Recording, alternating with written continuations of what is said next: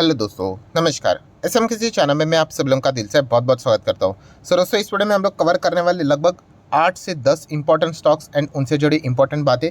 तो चलिए स्टार्ट कर लेते हैं। सबसे पहले तो फॉर्मेलिटी के साथ कि निफ्टी का परफॉर्मेंस कैसे रहा।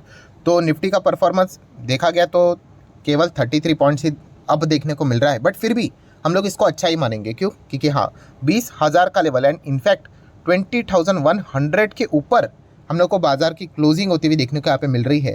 तो डेफिनेटली ओवरऑल अगर देखा गया तो छोटी सी तेज़ी यहाँ पे रही है। इसको भी क्या ही तेज़ी बोले, बट फिर भी हम यहाँ पे कह सकते हैं कि 20,000 के ऊपर बाजार जब तक यहाँ पे चल रहा है हम लोग इसको अच्छा ही मानेंगे। सो अच्छा परफॉर्मेंस फिलहाल तो देखने को यहाँ पे मिला है। देन अगर हम लोग बात करें, नो डाउट निफ्टी के परफॉर्मेंस के साथ साथ अभी जो खास करके फोकस शिफ्ट हुआ है वो mid cap and small cap के ऊपर हम लोग को देखने को मिल चुका है। एंड वो फोकस इसीलिए नहीं है खरीदने के लिए या फिर बेचने के लिए। हाँ, जो भूकंप हम लोग को देखने को मिला था mid cap and small cap में 2 दिन पहले, तो उसके बाद का नज़ारा अगर हम लोग देखेंगे तो वापस हम लोग को मिड कैप में अच्छी खासी निचले स्तर से रिकवरी भी देखने को मिल रही है। 1% 1.25% की रिकवरी हम लोग को इंडेक्स में, अलग अलग टाइप के इंडेक्स रहते हैं। Nifty mid cap small cap की बात करें 50, 100, 150, 250, 400, अलग अलग टाइप के। बट जितने भी ये छोटे इंडेक्स देखने को मिल रहे हैं, मिड कैप स्मॉल कैप की बात करें, सब में हम लोग को हरा ही निशान देखने को मिल रहा है। मतलब सब में ही हम लोग को तेज़ी फिलहाल तो देखने को यहाँ पे मिल रही है। सो हम लोग जरूर कह सकते हैं जो भूकंप हम लोग को बीच में देखने को मिला था, हाँ, उसको रिकवर करने के लिए टाइम तो यहाँ पे लगेगा, बट हम कह सकते हैं निचले स्तर से फिलहाल तो अच्छा खासा परफॉर्मेंस अभी इन छोटे कंपनीज में हम लोग को देखने को यहाँ पे मिल रहा है। नेक्स्ट अगर हम लोग यहाँ पे बात करेंगे दोस्तों, तो आप सभी लोगों को पता ही है कि भारत की बात करें, इंडिया की बात करें, तो यस, अलग अलग क्षेत्र में हम लोग आगे बढ़ते हुए देखने को मिल रहे हैं। एंड उसमें से एक सबसे इंपॉर्टेंट सेक्टर कौन सा हम लोग को देखने को मिल रहा है, एंड वो है स्पेस एरोस्पेस सेक्टर। ये दोस्तों, स्पेस एरोस्पेस सेक्टर ये कोई नया सेक्टर नहीं है, इसके पहले से ये सेक्टर काम कर रहा था, बट यस, अभी इसका जो इम्पोर्टेंस है भारत देश के लिए वो बहुत ही ज़्यादा बढ़ चुका है। एंड आप सभी लोगों को पता है, ये जितना आपको स्पेस एरोस्पेस में सक्सेस मिलेगा, यस, इंटरनेशनल लेवल के प्रोजेक्ट्स आपको मिलने के चांसेस बढ़ जाते हैं। ठीक है। एंड ये जो स्पेस एरोस्पेस सेक्टर है वो बहुत बड़ा सेक्टर है इंटरनेशनली अगर हम लोग बात करें। बहुत ही गिने चुने प्लेयर्स ही हम लोग को देखने को मिल जाते हैं। एंड फिलहाल अगर हम लोग बात करें रिसेंटली जिस प्रकार से इसरो ने सक्सेस हासिल यहाँ पे किया है, ठीक है, तो ये एक इमर्जिंग सेक्टर करके भी हम लोग को देखने को मिल रहा है। हाँ, इसमें एक ड्रॉबैक क्या है कि अगर हम लोग यहाँ पे ये जो सेक्टर है, ठीक है, इससे जुड़े हुई जो कंपनीज रहती है, जो बिजनेस करती है, हाँ, इनको जो ऑर्डर्स मिलते हैं वो कभी कभार मिलते हैं, ऐसा रेगुलरली नहीं मिलेंगे। कि अगर एक कोई प्रोजेक्ट अगर करना है, ठीक है, स्पेस में अगर कोई चीज़ें अगर लेकर जानी है उनको, ठीक है, कोई चीज़ लॉन्च उनको अगर करना है, तो एक बार ऑर्डर यहाँ पे आएगा कि हाँ 500 करोड़ की रिक्वायरमेंट है, 600 करोड़ की रिक्वायरमेंट है। उसके बाद देखा गया तो वो किसी एक कंपनी को नहीं मिलेगा, मल्टीपल कंपनीज का अपना अपना योगदान होता है। तो अगर उस कंपनी को अगर वो ऑर्डर मिल भी जाता है तो कितने करोड़ का मिलता है वो भी मैटर करता है ना। कुछ कंपनी के लिए ऐसा हो सकता है कि चंद्रयान 3 की अगर हम लोग बात कर लेते हैं, अभी का जो सक्सेसफुल मिशन हम लोगों ने जो देखा है, सो कुछ कंपनी में देखा गया होगा, मान लीजिए कि 100 करोड़ का भी ऑर्डर मिला होगा, और कुछ कंपनी में चंद्रयान का योगदान रहा होगा बट केवल 10 करोड़ का भी रहा होगा। तो ये मैटर करता है कि हाँ, उस कंपनी का योगदान कितना रहा होगा इसरो के प्रति, मतलब पार्टनरशिप की अगर हम लोग बात करें वो भी देखना इंपॉर्टेंट है।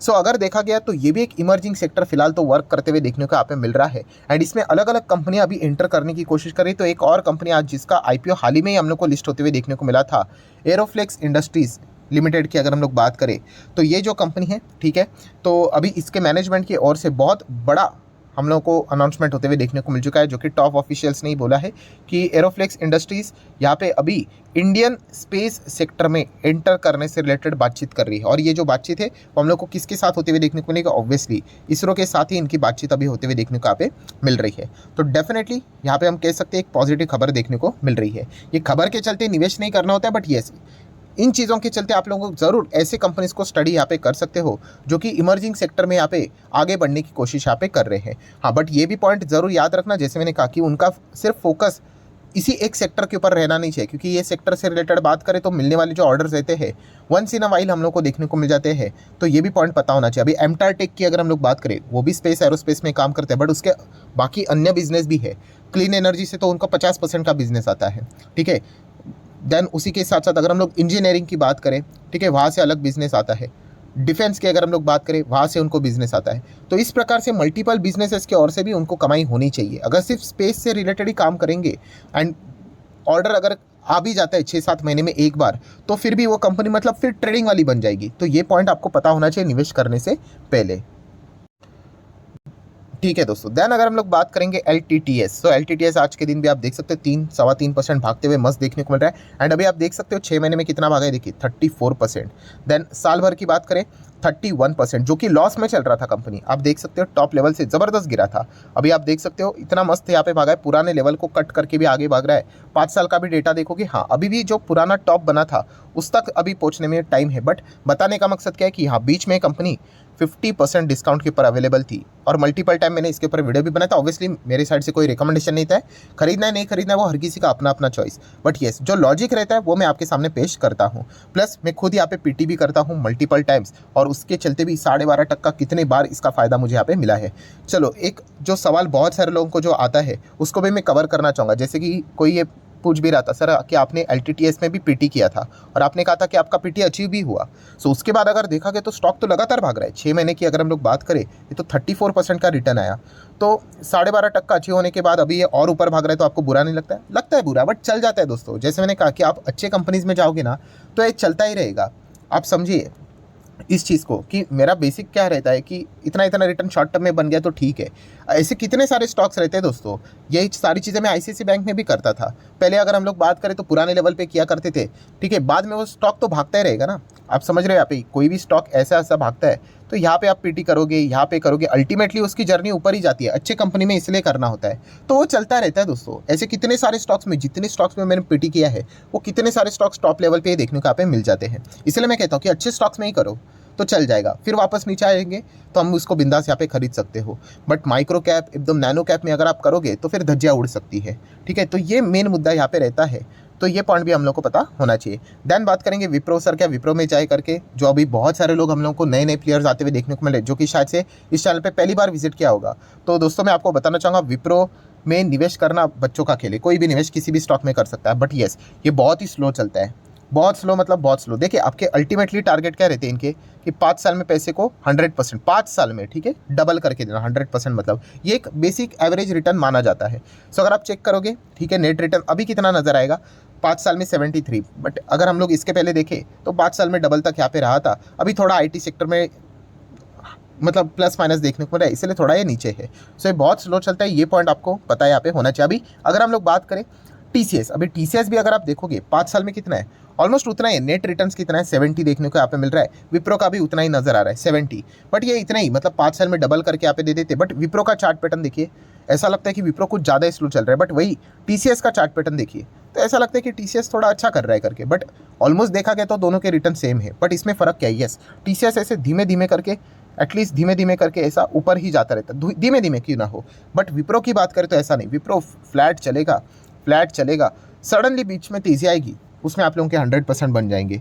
तो इसलिए विप्रो ऐसा लगता है कुछ ज़्यादा ही स्लो चल रहा है करके। तो ये पॉइंट आपको जस्ट यहाँ पे पता होने चाहिए। एंड ये जो कंपनीज है इसमें अगर किसी को निवेश करना है तो बेसिकली अगर देखा गया तो एक एवरेज रिटर्न कमाने के हिसाब से आप इनको कंसिडर कर सकते हो। अगर आपको फास्ट रिटर्न चाहिए तो फिर आपको छोटे कंपनीज को ही पकड़ना पड़ेगा, जैसे कि इस टाइप की कंपनियां। अभी ये तो फिलहाल तो अच्छा ही परफॉर्मेंस यहाँ पे देते ही जा रहे हैं, जो कि हम कह सकते हैं।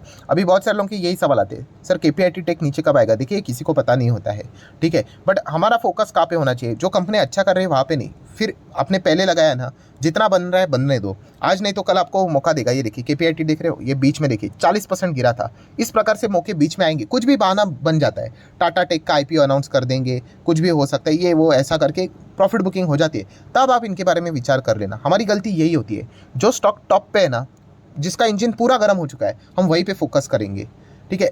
इससे अच्छा आप जो स्टॉक ऑलरेडी स्टेज 3 पे चल रहे हैं और जो आपको फंडामेंटली अच्छे लगते हैं वहाँ पे चले जाइए। देखो आपको अच्छा खासा बेनिफिट होता है कि नहीं। मार्केट ऐसा ही वर्क करता है, इतना सिंपल है।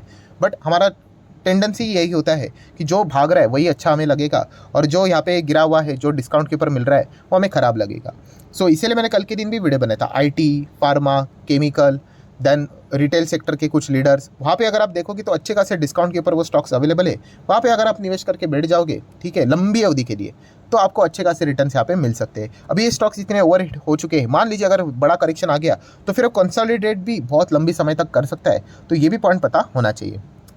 सुजलान एनर्जी, सो आज के दिन वापस सर्किट, ये सर्किट वाले स्टॉक है।